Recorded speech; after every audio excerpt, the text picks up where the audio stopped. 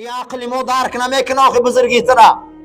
او چیزایی که تو داری ما او را هیچ درک کردن نمیتونیم. تا همین خیلی قدرت ها داری، همین خیلی مخلوق ها داری. ما کیم که در پیش قدرت خدا هیچی نیستیم. این همین زمین تا آفتاب بره که ما با چشم ببینیم، هر روز آفتاب با چشم ببینیم. امروز علم اثبات میکنه، میگه با انسانی که آفتاب با چشم ببینه اینجا نه قرآن و نه سنت، اینجا تمام اسرار فیزیکا گفته سیان که همین آفتاب بره که شما با چشمتان میبینه، همین آفتاب ای زمین یک محرک در کاره، یک همین حرکت کننده در کاره موتوره که از روی 300,000 ابرا در یک ثانیه روا 2.5 میلیارد سال به آفتاب میرسیده. ولی ما هیچی را نمیدونیم از علمی او. ولی ابا پیش پیغمبر خدا می آمدن میگفتن متا تقوم الساعه، همین قیامت تو میگی کایمه بیو کایمه شوا و همین آفتاب را ولی ما با چشم میبینیم در این قسال در کار بوده. همین آفتاب را رسیدن نمیتونیم ما، ولی قیامت یک صبح میبیوه و یک روز میبیوه. ارزو نکن یکی از قیامت ها آمدن عزرائیل بالای بالین ما. هر روز آدم مرده است، همین قیامت نیست. ما دو نمود قیامت داریم، قیامت خورد همون روز ما رو در لحد میمونن، همین باور نداریم، همین دم باور نمیکنه که سر میبیوه. همین ما باور نداریم مردن خمونده یکی میبیوه، یک صبح جمعه میبینی که قیامت سر شد. متا تقوم الساعه پیش پیغمبر خدا میبیه، پیغمبر خدا قیامت کی میشوه؟ جناب پیغمبر نگاه میکنه و قیامت هم میپرسی تیاری چی داری در قیامت؟ قیامت پرسیده است چی تیاری داری؟ میگه همین است، میگه اینی اقیم الصلاه، 5 وقت نماز میخونم، حججت البیت، حج زیارت کردم، ادیت الزکات، کم کم صدقه میتیم، با همش میله از همه این چیز مهم همینه که من خدا و پیغمبر رو دوست میدارم. جناب پیغمبر میگه نظر کرده گفت چی؟ تو خدا و پیغمبر رو دوست میدارم. تو در قیامت کسی را که دوست داری قطعی اول میخیزی. برای همین قیامت وقت میپرسیم ما چی تیاری داریم؟ صبح قیامت چی تیاری داریم؟ این صحابه با همین 4 کلمه گفتگیش چیکار کرد؟ یعنی که رفیق رسول اکرم شد. 5 وقت نمازش میخونده، صدقهش میداده، حج کرده، گفته خدا و رسول دوست میدارم. گفته فردا همین حالت ده، گفته تو فردا چی؟ قطعی ما در جنتی. و این الله تبارک و تعالی، اکنون این بحث من درباره لوح و قلمی که خدا خلق کرده او را لوح المحفوظ میگن. خداوند در حدیث قدسی گفت انا الله لا اله الا انا، من پروردگار الله شما، غیر من الله برحق نیست. من لم یصبر علی بلایی، کسی در بلاهای من دادگی صبر نمیکنه بنده هم. و من لم یشکر نعمایی، کسی در نعمتهای من دادگی شکر نمیکنه. و من لم یرضى بقضایی، کسی در قضا و تقدیر من راضی نیست. فلیتخذ ربا سوایی، غیر من رو سراغ اگه خدای دیگه. همین کارو در نیست گو رو اگه خدای دیگه یا اگه کارش بود کنم. یعنی حدیث قدسی بده و مثل همین سخن خداوند در جناب پیغمبر صلی الله علیه و سلم خبر داده که جناب پیغمبر گفت قدرت المقادیر، تمامی تقدیرها اندازه کرده شد، و دبرت التدبیر، تمام اندیشه ها اندیشه کرده شد، و احکمت النسخ، نسخه ها حکم و پیچت کرده شد. و من رضی فله رضا منی حتی یلقانی، کسی که راضی باشه ایمان و تقدیری دادگی من فردا خطی من وام اخره. هر کسی الله راضی باشه، ای زندگیش راضی باشه، فردا الله خدای انا میخوام وام خورده که من تو راضیم. برادر ما بنده خداییم، فقیریم، تنگ دستیم، قشاقیم، کم بغلیم، بیماریم، بویم، میلیاردریم، در همه حالت ما ای تقدیر الله راضی بودند فردا خدا خدای وام خوردیم. خدا فقط خدای من وام خورن. و من سخط فله سخط منی حتی یلقانی، کسی من شک کنه، کسی من غضب ما بیدار کنه، فردا خدای من وام خوره، غضبی ما خدای وام خوره. ما کار کنیم برادرها ای تقدیرامون راضی باشیم، ای تقدیرامون راضی باشیم. اللهی و برکاته. و روی فی الاخبار، روایت شده بود در اخبار، روایت هایی که مفسرها و بزرگای دین میبیارن. لما خلق العرش، خدا عرش خلق کرد، خلق ملکا من النور، از نور یک ملائکه خلق کرد. فقال له، برای ملائکه گفت خلقتک، من ترا خلق کردم تا این که عرش من برداری. فاسألنی من القوة ما شئت، یا فاسئلنی من القوة ما شئت، از من پرس چند قدر قوته که باشم برای تو میتیم. خدای حق میگه ملائکه را گفت قال اسألک، ای خدا من ایتم میپرسم قوتی همین خیلی بلنده که 7 طبقه آسمان با یک انگشت بردارم. فقال لك ذلك، خدا گو امرش کرد داد.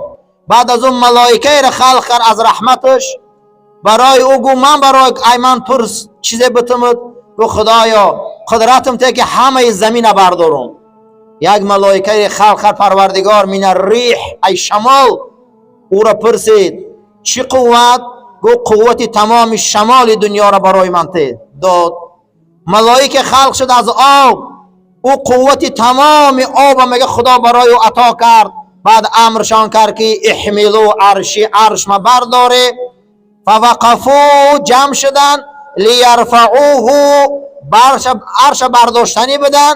و یحرکوه تحت العرش، در زیر عرش میگه حرکت خوردن 70,000 سنه، 70,000 سال عرش جمانده نتونستن. عرش خدا بزرگترین مخلوقه، جمانده نتونستن. حتی سال من اجسادهم من العرق، ای جسدشون عرق ریخت. اون عرق میگه به اندازه بحرهای دنیا بود. میگه عرش خدا رو میگه جنبانده نتونستن. ثم نادو، صدا بلند کردن، گفت لا طاقت الا بقدرتک، ای خدا ای دست ما هیچی نمیبیای، همه بزرگ قدرتی تای، ما نمیتونیم، طاقت نداریم این مخلوقی بزرگ برداریم. پروردگار برای اونها خلق کرد قوت دو چندی همه قوتی پیشتره، با طاقت نکردن، برداشتن نتونستن. بعد از او میگه جنود، لشکری ملائکه آمد به اندازه سنگ و ریگ دنیا آمد، میگه در اطراف عرش، میگه اونها جنباندن نتونستن. خدا دا امر کردن فقال اللهم، یا الله من نمیتونیم، گفتن ما قوت ما نمیرسه. ندای الهی آمد که اکنون گوی لا حول ولا قوت الا بالله، تسبیح شما. میگه کلمه لا حول ولا قوت الا بالله، این ملائکه ها گفتن عرش پروردگار را بلند کردن. یعنی که لا حول ولا قوت الا بالله این گنجینه از گنجینه های جنت های.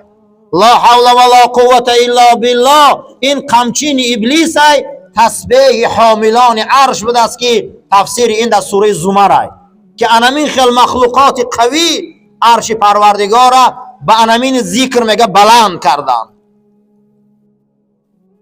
فلما قالوها، بعد از گفتم ای پروردگارا ما اکنون عرش را بلند کردیم، پاهامون میجمه، پاهامون تا زمین هفتم هم گوی قریب میره و میرسم و قوت ما نمیکنه، میجمه، چیکار کنیم؟ پروردگار میگه در تمام بدن اونها لباس از نور عطا کرد، تمام بدنش میگم لباساشون و نورانیتشون همش لا حول ولا قوت الا بالله نوشتگی بود. میگه همین بگه پوشیدن و عرش پروردگار بلند کردن و برداشتن. فسبحانه، او خدا پاکای، او خدا پاکای، او خدا بزرگای. ثم سبحانه، بعد از اون میگم ای خدا تو پاکی، ما اعظم شأنه، ما بزرگی شأن تر نمیدونیم. رجب 4 ماه هست که خداوند او را در بین 12 ماه حرام اعلان کردگی است. مقصد از حرام چیه؟ قابل حرمت ها. هر کسی اگر گناه در هر دیگر ماه ها کنه یک عذابش نویسن، کسی گناه در ماه های حرام میکنه، ذوالقعده و ذوالحجه، محرم، بعد از او رجب، کسی در این ماه ها گناه میکنه، گناه او را از 70 تا 700 درجه میبرن. برای چی؟ مهمانی خدا را پامال کرده. یا مهمان بیاید به حرمتیش کنی چقدر آدم خجالت میشه. این ماها ماهای خدا است. زن در بیت المقدس هر روز وظیفش انا همین بود است که 12,000 مراتبه قل هو الله را در ماه رجب میخونده. خوب زنای به دیانت بدیان. 12,000 مراتبه قل هو الله احد میخونده در ماه رجب و کانت وظیفش این بوده که یک لباس مخصوصی پشمی میپوسید، رنگ نمدباری لباس عبادتی میپوشیده. فی رجب کلیه، در همه رجب. فمریضت، کسل شد. و اوصت الى ابنها، بچه‌ش خیرات کرد و وصیت کرد به ان یدفنها مع صوفها. و نشو من کفن پوشونی، من انمی لباسم قدی گور میکنی، من انمی لباس پشمینیه که در ماه رجب میپوشیدم همین قدی گور میکنی. اما بچه‌ش میگه وصیت مادرش اجرا نکرد. فکفنها، کفنش کرد بثیاب مرتفعه، با یک لباس بلند مرتبه سفید کفنش کرد. فرآها فی منامه، در خوابش دیدش. بچهش مادرش بعدی در گور ماندن گفت ایت من راضی نیستم بچم وصیت عملی نکردی، ما روزیگیر ایت گرفتیم راضی نیستم بچم. خیست میگه و حیران شد که چیکار کنم. در حال آمد میگه و چیکار کرد، حیران شد. قبر نبش کرد کافت که در این حالت هیچ کس نیست در گور، در لحد کسی نیست که امجد اقلا کفن مونا برامده روا. آمدید که هیچ کس نیست، همون لباسی عبادت زده مادرش آورده. در این حالت دید حیران شد، از وهم و ترس میگه گور پوشاندنی شد، بجا که تیز میگه گور محکم کردنی شد. فسمع ندای، از صدای فهمید در این لحد اما علمت انا من اتانا فی رجب لا نترکو فی القبر فردا وحیدا. بفهم ای جوان بگو به مردم کسی ما را در ماه رجب اطاعت و بندگی کرد ما او را با جسدش میبریم، ما او را تنها نمیمونیم، او را با جسدش میبریم. این میگه در همین زمین قدس شریف این ماجرا را میگه غزالی آورده که بزرگا دیدین. برای همین این ماها برادرها به خودش فضیلت داره، ساعتها به خودش فضیلت داره. میگه مادرش ندید برای چه همین خرافت است. ان ثوبان روایت میکنه میگه کنا نمشی مع النبی صلی الله علیه و سلم فمررنا بمقبرتین. حضرت ثوبان روایت میکنه که همراه رسول اکرم صلی الله علیه و سلم به یک قبرستانی میگذشتیم، پیغمبر استاد. بعد از او بکا شدیدا، سخت رسول الله گیره کرد. بعد از او گو ای ثوبان، این مردم در قبراشون در گرفته استیان، این مردم در گوراشون سوخته استیان. من دعا کردم خدا عذاب از گوراشون گرفت. معلومه که گوری مسلمان ها بوده است. بعد از او میگه گو ای ثوبان، اگر لو صام هؤلاء، همین مردمی که گوراشون سوخته است، یک روز رجب روزه میگرفتن، یک شوش نماز میخواندن، خدا اینها در عذابی گور حلال میکرد. یعنی که کسی که اگر یک روز رجب اگر روزه میگیره و شوش نماز میخوان، خدا قبر اینها در فتنه نمیآورد. اکنون رجب روزه و رجب شب دعاش فهمیدین چی بوده؟ این دارو، این یک تیراک، این یک آب نجات برای عذاب قبر بوده است. فرق ما نمیدونیم اگر گرده چی yapay سبوک میکرده اونجا را. فقلت یا رسول الله، ای فرستاده خدا، یک روز روزه، یک شب عذاب قبر من میکنه؟ بله ای ثوبان، والذی بعثنی بالحق نبیا، قسم به نام آن خدایی که منو به پیغمبری دعوت کرده، ما من مسلم ولا مسلمت، هر مسلمان مرد و مسلمان زن، یصوم یوما من رجب، یک روز رجب روزه گیره، یک شوش خیزه به خاطر خدا نماز خانه، پروردگار این شب و این روز او را برای او شفا و دوری از عذابی گور در قبر میگرداند. این حدیث امام سیوطی روایت کرده است. از ابو دردا روایت آمدگی بود است که رسول اکرم صلی الله علیه و سلم گفته بودند کسی که اگر یک روز رجب روزه گیر از روی اخلاص و شهر الله بدنش، پروردگار او را یک سال روزه نفلگیر می نویسد. و کان له بصوم کل یوم مثل ذلك، اگر هر روز روزه گیره، زیرا که رجب روز هست که اگر شما در این روز روزه میگیره از آسمان ندای ما می آمده است ابشری یا ولی الله بی کرامت العظما، ما تو را بشارت میتیم، رحمتیم، تو یک بزرگترین حرمت داری نزد پروردگار ده.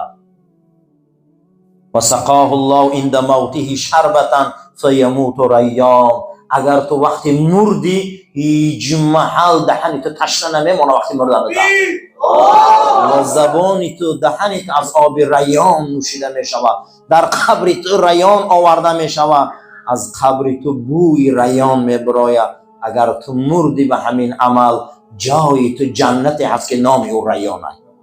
چگونه که روزگیرها میدرویند، روزگیرهایی که در ماه شریف رمضان روزه میگرفتند اینها هم همچنین، زیرا این که رجب شهر الله است، دم به دم بیایند. شعبان این ماه رسول خدا است، رمضان ماه امت رسول اکرم است، ببین که دم به دم همشون چخل میبیایند.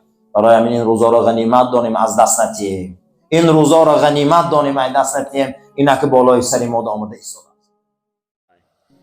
امام غزالی گفته در پیش چند چیز خم میشه و شما به خبر آبروتون ای عرش بالا میبرن. گفته چیه؟ گفته یک تا از دستی اوتر موچه کردن ای. در نظرتون کاری اندک میتوه، لیکن ای عرش بالا میبرتون ای کار. بعضی آدما را نگاه میکنی گفته دست علما میبوسن، دست استاد میبوسن، بسیار آدم بالا میبره. با بعضی کارهای هست که آدم به خاک یکسان میکنه. میان به حرمتی پدر و مادر میکنی، یک عمر تناسوری مردمی میکشه آدم پس میکنه. برای همین ای مجلسو فیض میگیریم و آدم از آدم فیض میگیره. صحابه روایت میکنه که من در اسب سوار شدن دلم هوایی میگرفت، پیغمبر خدا ای بازار یک اسب خریدن و در من دادن. گفتن که این سوار شو میریم. بعد گفتم که فرستاده خدا من همین اسب سوار میشم دلم میشوره، من هیچ سوار شدن نمیتونم در اسب، من نمیتونم همین کارا کرده. حدیث امام مسلم روایت میکنه، میگه جناب پیغمبرم پنجهشون هم کردن دم بالا قفس سینه میگه مونده نمیتا، همین اجی خدان کم تر ایستادن. گفتن که قسم به نام خدا، گفتن با همین اسبا گفتن من ارمیه و لشکرای فارس شکست دادم، دیگه دلم نشورید از فیض یک قپیدن پیغمبر اکرم. ای صحبتامون فیض میگیریم، آدمای آدم فیض میگیرن. ای صحبتو صدها رمیده در رحم درویا، صدها به نماز میشوه، منبر مسجد محراب این مجلسا کاری بد نداره به خدا. آدمای رمیده را در رحم دروره، آدمای به معنی را در رحم دروره، آدمای به خدا را به خدا میرسونه. این بسیار کاری بزرگ است. یک روز میشوه که حسرت میبیو، یک روز میشوه ندامت میبیو، او روز دیر میشوه. برای همین چیزی هم باشه نباشه همیشه در صحبت علما باشه. علما وارث رسولن، دین ما ای همیو میفهمیم، دین ما از همینو میدونیم. حدیث ابو رافع بوده که روز قیامت بنده را به سوی دوزخ میبردن، از روی اعمالش حساب میکردن بنده های اهل ایمان. بعد از او ملائکه های موکل به همی بردن میپرسیدن که اخلا یگان بار یگان مراتبه در صحبت یگان علما نشیشتی یگان بار؟ میگفتن نه. میگفته یگان علما را دوست هم نگرفتی خط شیشته باشی؟ میگفتن نه. میگفته یگان جورت فکر که، یگان دوست فکر که، صدیق فکر که. حدیث را که ابو رافع روایت میکنه از رسول اکرم، همون دوستدار علما نبوده، فکر میکنه. میگفته بله بله یا دوستون بود که دائم همنشین شما بود. میگفته بیاری امر نامش میگرفتم می آوردیم. میگفتم بله. میپرسیدم میگه فلان او بله فلان علما قدیم ما شیشتیم، همین قدیم ما میشش ما قصه های همون و معویزه و برکت همون گپ میزدم. میگفته به فیض همون آدم ای دوزخ گردونشه. اینا میگه به فیض همون آدم. و حتی که دوستا شفاعت میکردن با دوستداری علما. حضرت وقتی که فساد در خشکی و در تری آشکار شوه، خدا گفته من رزق کم میکنم، برکت وقت میگیرم. همین حدیث چخل فهمیده شما از رسول اکرم؟ میگه وقتی پرسیدن شه در همین شرح صحیح مسلم بیاره، گفت که فسادی بر و بحر همینه که وقتی دل مردم رسوا شه، وقتی زبانش پروردگار برکت رزق میگرفته. من همین روز توبه‌گر را کار میکنیم، هممون تا سحر کار میکنیم. اکثریت من 10 سال پیش تعریف میکنیم، 20 سال پیش تعریف میکنیم.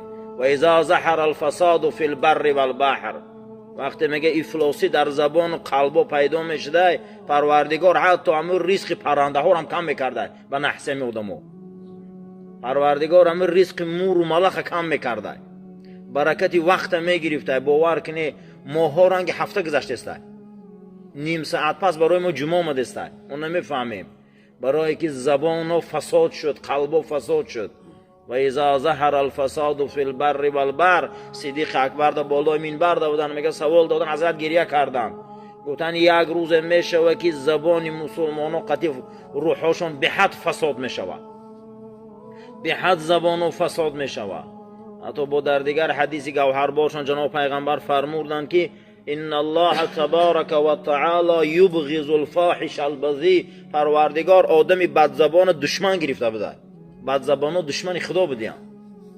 برای همین زبانای بد، فعل بد، نیت بد رزق مور و مار و ملخ کم میکرد از زمین. چون اینقدر زمانای 50 سال پیش تعریف میکنن که زمین ها حاصل داشت، کیسه ها فیض داشت، دسترخوان به معنی بود، اما موسویدای جانمه برآمدن همون قدر کارهای خوب میکردن، برای که زبان ها تازه بود، قلب ها تازه بود. این وابستگی همینه. هر چیزی را که قرآن ما و سنت ما میگه، اگر او را دشمنای ما هم گیرن عمل کنن که کارشون پیش میروه. این خیلی گمان نکنیم که این فقط مولی ما مسلمان ها. برای همین هر یک انسان مقصد ای شیشتنا در همین مجلس ها، مقصد ای صحبت ها در این مجلس ها، گوش کردن گپ علما در این مجلس ها، کوشش کنیم که هر یک تمام یک عمل رذیله مونو بس کنیم. هر یک مقصد همینه، مقصد همینه که یک زبان مون و یک قلب مون و یک کمبودی مون روز کنیم، یک کمبودی مون روز کنیم. زیرا که قرآن در خداوند آدم ضعیف گفته، خداوند در قرآن آدم ضعیف گفته، در آیه پس می اومدگی جهولش گفته. چگونه که حضرت خواجه انصاری هم میگه که الهی پروردگارا، اگر رحمتی تو نباشه، اگر بخششی تو نباشه، تو ما را نبخشی، تو ما را رحمت نکنی، تو ما را عفو نکنی، خودت ما را ضعیف گفتی. آخی ما ضعیفیم یا او بی همی ضعیف خلق شدیم. اگر تو ما را تعلیم نتی، دانایی نتی، بینایی نتی، زیرکی نتی، خودت ما را نادان گفتی، جهول گفتی. ما در بین ضعیفی و جاهلیم. اگر تو دستمون نگیری ما هیچیم. هر کسی به توفیق، هر کسی از هدایت دوره، هر کسی ای مجلسات دوره، به کسب خودش دوره، خودش نخواسته نامینه. هر کسی می بیام میشینه بزانو میزنه گوش میکنه، ایرا نغزانه که به کسب انتخاب کردگی خودش بگه ثوابشو میگیره. یک چند طایفه آدمو شفاعت میکنن، یک تاش علمای ربانی هم یا شفاعت میکنن. این مجلس ها مجلس عادیه در نظر ما، لیکن به نهایت فیضش بلنده. همین روز 1000 گو اگر در دنیا همین شهر اگر هزارها گو کشته شوند، یگان تی ایره به یک اندک گوسفند روز قربانی برابر نکنه، خون قربانی پیش خدا میره. این میمونی همین میکشی در زمین میریزه پیش خدا میره. یگان خون بوی مشک عنبر نمیکنه. رسول اکرم گفتن که بوی خون قربانی بوی مشک عنبر میکنه. حتی میگه یا حمیرا و ای عایشه تستر بیا این مال قربانی را قبل. تو خبر داری که یگان چیز ثوابتر از خون قربانی ندیدم. یعنی که امروز اگر ما در خونمون 10 مال کشیم برای توی و تماشا و خیر خدایی خاندانمون، برابر یک خون قربانی برابر نمیشه. خونه فرق داره برادر، این مجلس‌ها فرق داره. اگر همین روز صدها جماعت داشتیم، جماعتی که در وای دعوت خدا و رسول شوه، این فرق داره پیش خدا میره. همین روز 10 کاری خیر میکنیم. ام المؤمنین مادرمون روایت میکنه هر باره که حضور نبی کریم یگان پرسنده و سائل و گدا می اومد، حضرت در حال می گفتند که فلان جاده خرما دارم، فلان جاده یک تنگه موندگی، همون را می آورده. میگه جناب پیغمبر میگه در عطر تر میکرد بعد در همو گداها میداد. همین سنت ام المؤمنین مادرمون در زمانشون میکنن. بعد از اون میپرسیدمشون، میگم من ابن عمر، ایو مادر چی با شما همین وقت صدقه دادن و نگاهتون میکنه، وقتی همین کارا رو کردن ده تنگهاتون در دوخی تر میکنه. میگم ای رسول اکرم فهمیدگیم که هر کسی یک گشنه چیزی میته پیش خدا میره و بون پیش خدا خوشبو روه. برای همین بسیار چیزایی هست پیش خدا میره، این مجلس‌ها پیش خدا میره. پیغمبر صلی الله علیه و سلم گفته بهترین عمل در اسلام همینه که نماز در اولی وقت کسی بخونه. کسی در اولی وقت نخونه وای بر حالش. هممون این مشکلات داریم. هر آدم بامداد همون روز نخونه شما نگاه کنین که زندگیش معنی نداره. هر مسلمان بامداد چه روز قضا کنه تا بگر مشکلات داره. بامداد چه قضا کنه دیگر نمازاش باور کنه همه مشان قضا میروه. برکت نماز در بامداده. کسی که این کارا رو مسلمان میفهمه. حتی خداوند در قرآن بامداد برای ما تعریف میکنه که خواندن قرآن در بامداد دیگر قرآن است. چی با فضیلتی وای دیگر، برکتی وای دیگر. شما حال مسلمانای چرا اهمیت میتین؟ میخوای که آخری کار به معنی شوی دنیا مومن روی، مسلمان روی، شرمنده نشوی، قرضدار نشوی، به معنی نشوی، نمازا را کوشش کن در وقتش خوان. در عهد حضرت عمر یک جوان یک دختر را عاشق میشوه، میبینه حضرت عمر مجبور میکنه که اسخولی میکنی، تو خلیفه من ده میتین. میگه 40 روز ایقافم نماز فرض میخونی 5 وقته، روزی 41 میریم. 40 روز از خفای حضرت عمر اما الله اکبر دریو میکنه و میخونه، روزی 41 میگه بچه‌م اسخولی میره، میگه نمیرم. تو 40 روز پیش گفتی میریم کو؟ گفته حضرت روزی 40 دیدم که همون دختر لایق من نیست، خیلی ایرام که بیرون نگفته بچه‌م فهمیدم که من همین دیده بودم، گفتم بیا ما در تعمیر نرم اسخولی. هوای دت نمیشه. اجدادان اولادان نسبان در تو خوب نیست. چرا امروز ما پیشپا میخریم یعنی این کارا رو رعایت نمیکنیم؟ ما نماز در وقتش خوانیم که ما انسان شناس میشیم، آدم شناس میشیم. آدمای پیش صنف 4 و 5 خوندن، نماز که در وقتش میخوان بابا و پدرای ما چشم تمیدیدن میشناختن تا هیچی نداشت، یاد کدمان داشت بیچاره در زمین ده بود، لیکن نماز در وقتش میخوان همین به یک نظر میشناخته که همین خیلی بچه‌م همین میگیری، همون کلین را که میآورد 10 فرزند میکرد خونه رو آباد میکرد. هم خلاص یا نه؟ امروز همش برادرها رسوایی همینه. کسی نماز خداوند در قرآن کتاب میگه کانت علی المؤمنین کتابا موقوتا، نماز کتابه. یکم کتاب هوی میکنی مقدمه داره، ورق میزنی باب یکم داره، باب دویم داره، باب سوم، باب چهارم داره، با تمام میشه. نماز هر یک رکعت یک بابه، آخرش با دعا تمام میشه خاتمه او. نماز کتابه، هر کسی یک نماز به معنی خونه یک کتاب خونده. این چرا آدمایی به ایمان میفهمند؟ برای مردمی به ایمان و برای مردمی این چرا خبر نداره غیر رنگ افسانه چیزی نیست. ما مسلمانیم، مسلمان باید فکر کنه چیوره. دیمش نماز در وقتش خوندن، این در حیات ما تاثیر کلان داره بسیار. هر کسی غمی نماز میخوره خدا غمی وی میخوره. جناب پیغمبر صلی الله علیه و سلم گفته که 3 حالت آدم نمک ایمان میچشه. گفته کدام حالت؟ همون وقتی نماز میدروه این دکوره همین بدنش جوشیده است که هدک نماز ما جای نماز میکوه، نماز ما در یک جا همین دوا کشو تا نماز جا کوفته خوندنش همینجا مزه ایمان چشیده است. دویم توبه کردگی گناه دا دعوتش میکنن، دوباره دوزخ تا میبینه، میگه من توبه کردگیم، من نمیتونم میکوره کرد دیگه، من نمیرم میکردم. همون محیط همون رفیقاش برده سیانشه این همین بدنش شیخشه که من نمیکنم میکوره دیگه، من کردن نمیرم. پیامبر صلی الله علیه و آله گفتن که این آدم ایمان جوشیده است، نمیمونش همون ایمان. برای همین خداوند اولی کارو رنی عاقبت کارو رو بخیر کنه. دختر شومتی خداوند آخرش بخیر کنه، بچه را زن میتی بخیرش کنه، حج میکنی آخرش خدا بخیر کنه، مسلمانیم آخرش بخیر کنه، تجارت زراعت سر میتیم آخرش خدا بخیر کنه. همین روز شب معراج، ما در معراج قرار داریم. این شب پیغمبر خدا آسمان دنیا تماشا رفتیم، یعنی که پیغمبر برآمدن نزد خدا رفتن. معراج بسیار گوش کردگی ایشانا از داملاها از بزرگا درباره معراج فهمیده گوش کرده، خیلی معلومات هم داریم. معراج این عقیده ای، هر کسی معراج در عقیده نداشته باشه ای دین میبروید. اگر همین رفتن پیغمبر به عالم بالا و پیش خدا و جنت و دوزخ دگو افسانه ای دین میبروید. برای احتیاط شدن در کار این ایمان آوردن در کار که پیغمبر ما فیلم قیامت همون شب دیدن، پیش دیدن. باید ما این ایمان بیاریم. هر یکی ما و شما ایمان داریم رسول الله حقه، گفتارشان حقه.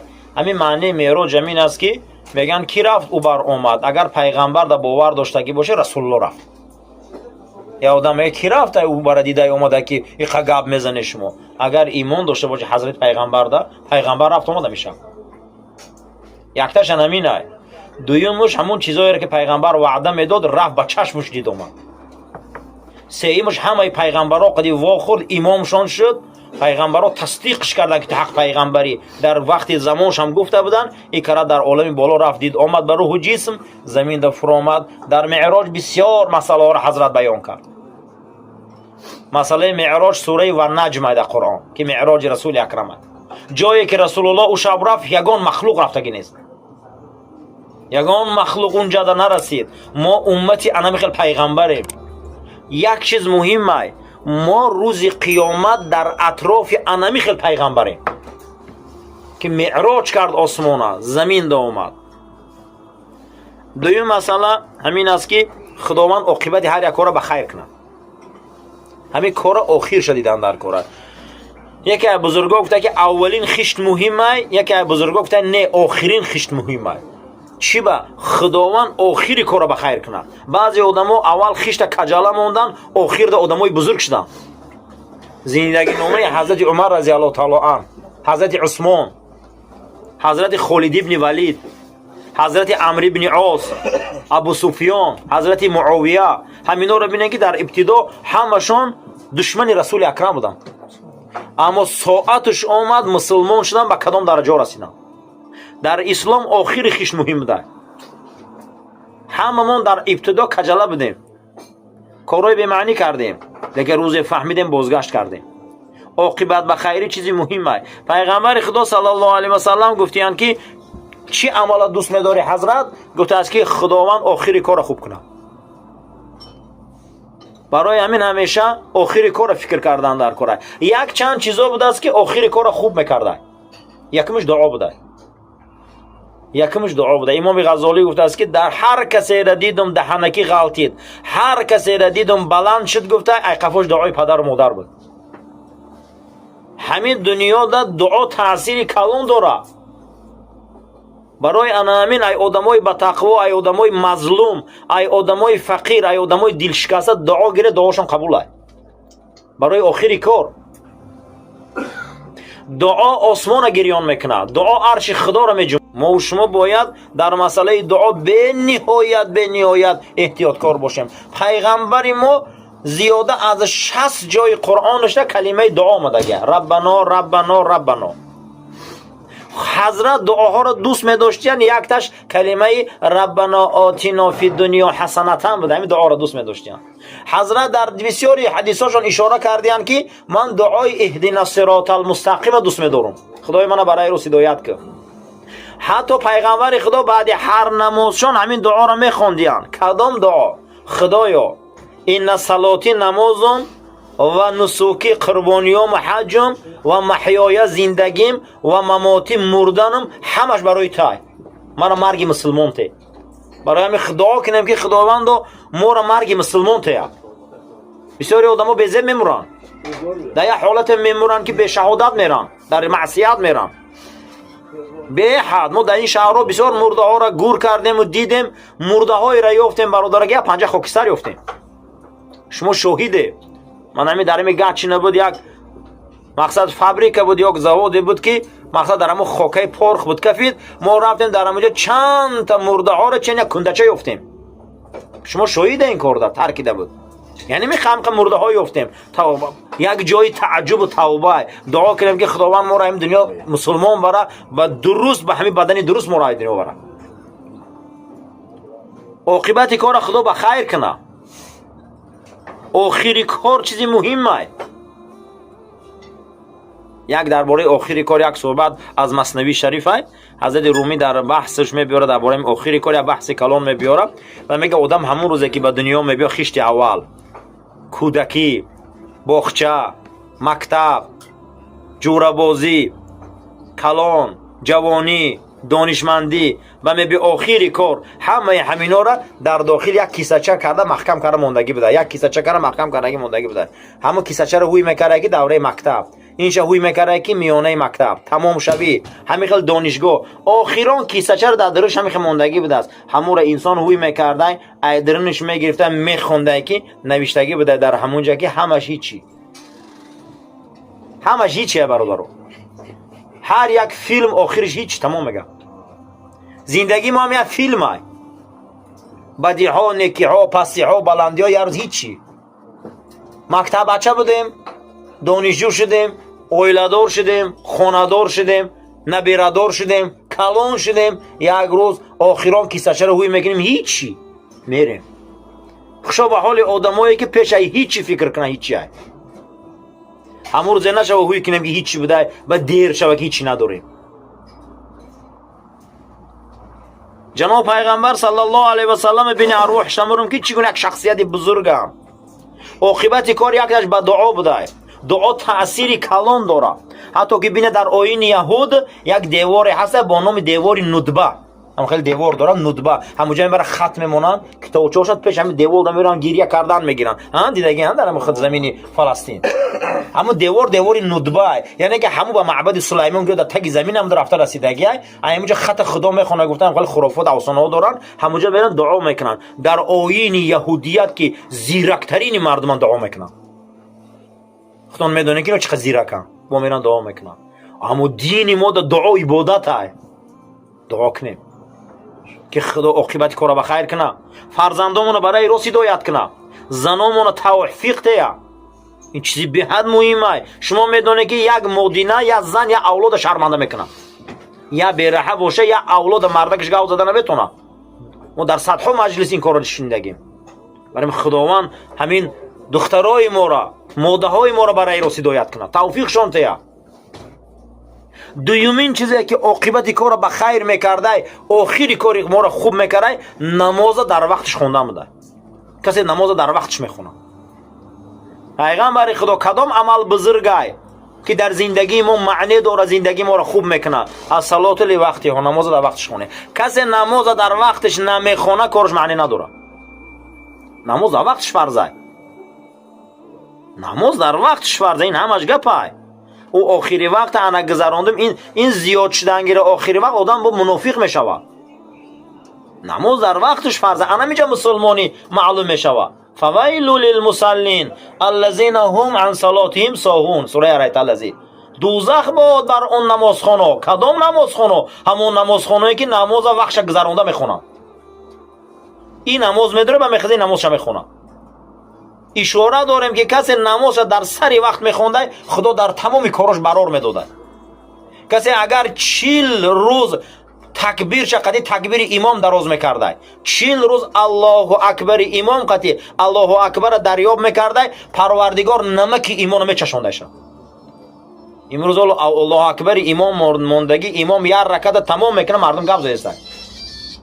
мо худмон аҳамият наметем чиёра. ин як корое ҳастае ки беҳад дар зиндагии мо рол бозӣ мекунад. ҳамаи чӣ боша дамҷа сашоқ набоша, ҳамаи чӣ боша корча набоша, як чизе ҳаста рол бозӣ мекунад. чун муҳимай. мошина ҳастае на ки сӯзанак надора, ки дар мошина. ин чизои як чизои нозукай. ин намоза дар вақташ хондан дар корай. намоз дар вақташ фарзай. касе намоза дар вақташ хона, савдошам мечарха, тиҷоратшам мечарха, зироатшам мечарха, зиндагиш пеш мера.